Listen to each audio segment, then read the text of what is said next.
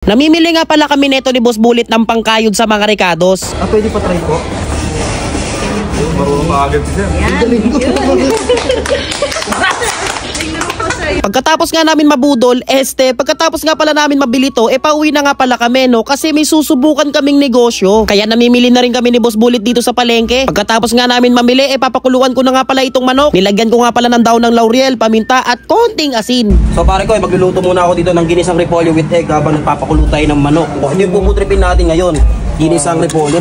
Namiss ko yan eh. Grabe, napakaganda ng kalangitan. Pagkatapos nga natin malaga itong manok, hahanguin na natin. After nga nyan, susubukan na pala namin ni Boss Bullet itong binili namin. Ito yung nagpapadali sa trabaho guys para hindi ka na maghiwa. Kinayod na pala namin dito yung sibuyas, bawang at saka luya. Pagkalamig nga ng manok syempre hihimayin na natin yan, no? Ang susubukan kasi namin ditong negosyo ay yung pastil. Tuwing madaling araw kasi ang cravings namin pastil Kaya susubukan namin itong ganitong negosyo. Nagpainit na nga pala ako dito ng mantika kasi magigisa na ako ng sibuyas. Tapos isasabay ko na pala tong bawang tsaka luya. After natin magisa, isusunod na pala natin itong hinimay naming manok. Igigisa-gisa mo lang din yan. Tapos lalagyan pala natin ng konting pinagkuluan ng manok. Tapos isang cup ng toyo. Hintayin lang natin ma-absorb yung toyo. Tapos lalagyan na natin ng 3 kutsara ng asukal. Pagkalipas nga lang ng ilang minuto guys, ito na yung pastil namin, no? Para naman sa pang finale, lalagyan pala natin ng 1/4 ng suka. Pagkaluto nga ng pastil, ilalagay nga pala natin ito sa may bote. Kasi aalamin namin yung timbang. Bali 220 grams nga pala itong pastil namin, no? Tingnan nyo naman yung pastil namin. Grabe, siksik. Dahil luto na rin naman yung pastil, ititikman pala namin, no? Nilagay ko nga pala sa daon ng saging itong pastil, no? Buti na lang may natira pang daon ng saging nung nabili ko nung nakaraan. After nga natin mabalot itong pastil guys, syempre food trip na tayo. Ito nga pala yung niluto namin ni Boss Bullet guys, pastil. Yun no?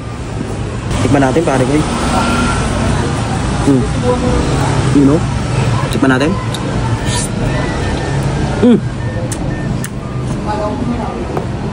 Sakto yung lasa niya guys, yung alat, tamis, panalo. Sarap na ito. Masarap to pang midnight snack guys. Kunyari nagutom kayo sa madaling araw, tapos wala na kayong maharap na bilihan, makasarado na yung mga bilihan, walang lutong pagkain sa inyo, basta may stock kang ganito, nako, solve na solve ang gabi mo.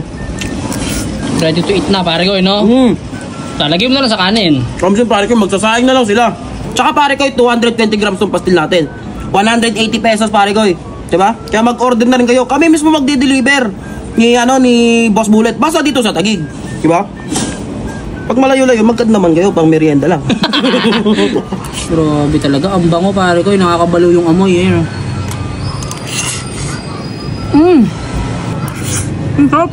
Yung lasa niya mga pare ko sakto yung alat, sakto yung tamis, sakto yung asim. Basta ang sarap pare ko perfect na perfect yung paggagawa.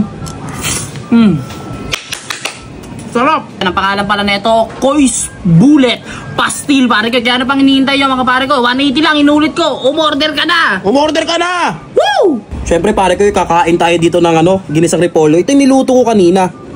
Yan. Balance lang pare, kailangan natin ng gulay, you know. Bulalo Itong bulalo, hindi ko to niluto. Binili ko lang to sa labas.